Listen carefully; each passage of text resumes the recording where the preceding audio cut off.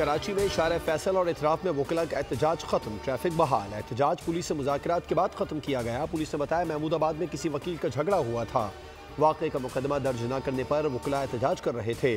वकला मुकदमा दर्ज कराने के लिए डिफेंस थाने रवाना। मुज़ाकरात के बाद वकला ने एहतजाज खत्म कर दिया है।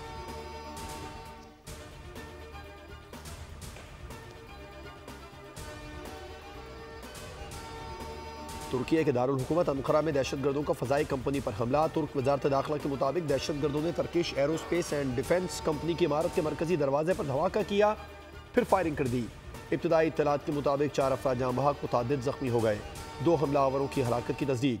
सदर मुमलिकत आसिफ जरदारी, वज़ीर आज़म शहबाज शरीफ, वज़ीर दाखिला, स्पीकर कौमी असम्बली, गवर्नर सिंध की अंकारा में होने वाले दहशतगर्दाना हमले की शदीद मजम्मत। दुख की घड़ी में तुर्क हुकूमत और अवाम के साथ इज़हार ताज़ियत।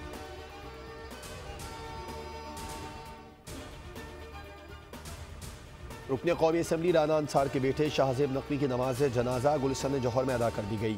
खालिद मकबूल, अनीस कायम खानी, फैसल सब्जवारी, ख्वाजा इजहार, सईद गनी, वफाकी वज़ीर कैसर शेख, अरकान कौमी सूबाई असम्बली, सेनेटर समेत अजीज़ व अकारिब की बड़ी तादाद में शिरकत। सदर मुमलिकत, वज़ीर आज़म, स्पीकर कौमी असम्बली बिलावल भुट्टो, गवर्नर सिंध, वज़ीर आला सिंध, वज़ीर आला पंजाब का इंतकाल पर गहरे दुख और अफसोस का इजहार।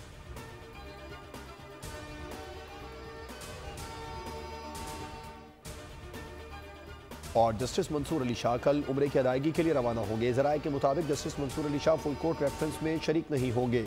जस्टिस मंसूर अली शाह की वापसी 1 नवंबर को होगी।